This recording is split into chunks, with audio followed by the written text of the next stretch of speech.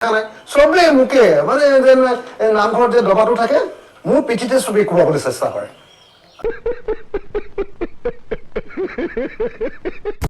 এইবাৰ অখিল গগৈ ডাঙৰ বিস্ফোৰণ হয়।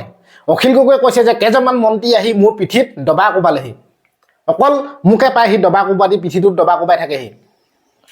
বহুতো মানে এইবাৰ বিস্ফোৰণ আগবঢ়াইছে অখিল গগৈ ডাঙৰীয়াই পীযুষ হাজৰিকাৰ বিৰুদ্ধে হয়। আৰু লগতে গৌৰৱ গগৈৰ বিষয়ে কৈছে।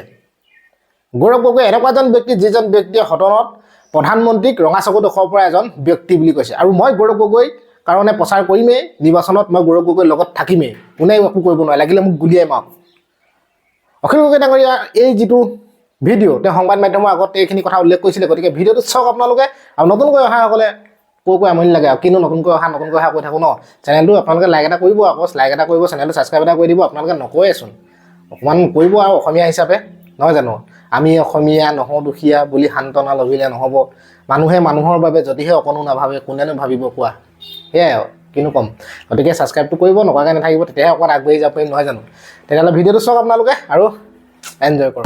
মাথা কিনিব খোজা মানুহক জীৱ জন্তু বুলি ভবা পীযুষ হাজৰিকাৰ নিচিনা এনেকুৱা দাম্ভিক, অহংকাৰী আৰু মই বৰ ভাবৰ যিবিলাক ৰাজনৈতিক ব্যক্তি আছে, তেওঁলোকে ভাবে যে নহয় মানে গোটেই মানুহক কিনি লওঁ। পীযুষ হাজৰিকাৰ এই ভাইকজনে বাৰু আমাৰ শিৱসাগৰ সমষ্টিত এটা নামঘৰত পইচা বিলাই থকাৰ বাহিৰে বাকী কি কৰিছে? আপোনাক মই এটা কথা কৈ দিলো শুনক। পীযুষ হাজৰিকাৰ কথাটো এটা কথা কৈ দিওঁ। পীযুষ হাজৰিকাই কি কৰিছিল আচলতে?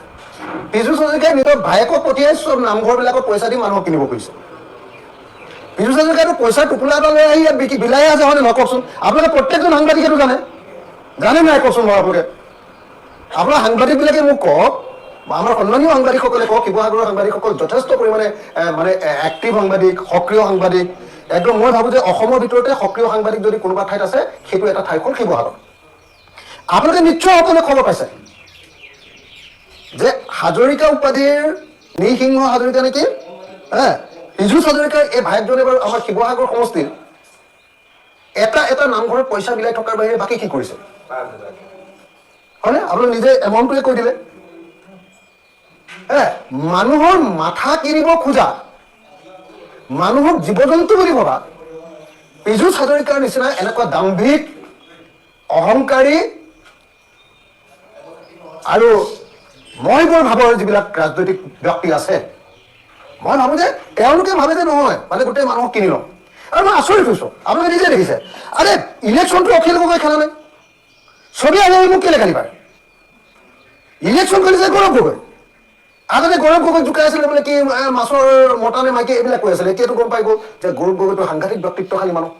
গৌৰৱ গগৈটো হিমন্ত বিশ্ব বাদ দিয়ক, নৰেন্দ্ৰ মোদীকে ৰঙা চকু দেখুৱাই দিব পাৰে সংসদত।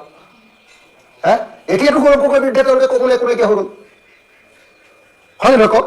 এতিয়া মোক কিনে আক্ৰমণৰ উদ্দেশ্য কৰে? মইতো ইলেকশ্যন খেলা নাই ভাই। মইতো ইলেকশ্যন খেলালেতো মই পানী খুৱাই দিলোহেঁতেন বিজেপিক, কিন্তু মইতো ইলেকশ্যন খেলাই নাই। মোকে চবে আহি চবে পীযুষেও গালি পাৰে, হিমন্তও গালি পাৰে, জয়ন্ত মল্লয়ো গালি পাৰে, বিজেপিৰ যিমান লিডাৰ ইয়ালৈ আহিছে চবে মোকে গালি পাৰে। আৰে ভাই মই ইলেকশ্যন খেলা নাই, মোকতো ইমান ভয় কৰিছ কিয়? হয় নহয় কওক? চবে মোক গালি পৰাটো কোনো অৰ্থ মই দেখা নাই। চবেই মোকে মানে নামঘৰত যে দবাটো থাকে মোৰ পিঠিতে চবেই কোবাবলৈ চেষ্টা কৰে। মইতো আদৰ্শগতভাৱে যিটো কৰিব লাগে কৰিমেই। কোনে বেয়া পায়, কোনে ভাল পায়, কাৰ দিগদাৰ হৈছে, কাৰ বেয়া হৈছে, এইটোতো মই নাজানো, মই কৰিবলগীয়াটো। গতিকে মই ভাবোঁ যে তেওঁলোকৰ যদি সাহস আছে গৌৰৱ গগৈৰ দোষবিলাক উলিয়াই দিয়ক, হয় নে নহয়? গৌৰৱ গগৈ সংসদত লোৱা ভূমিকাটো কি দুখ আছে সেইটো দেখুৱাই দিয়ক, যদি সাহস আছে তেওঁলোকৰ, হয় নে নহয়? যে গৌৰৱ গগৈয়ে সংসদত এনেকুৱা বেয়া ভূমিকা লৈছে, সেইটো দেখুৱাই দিয়ক তেওঁলোকে।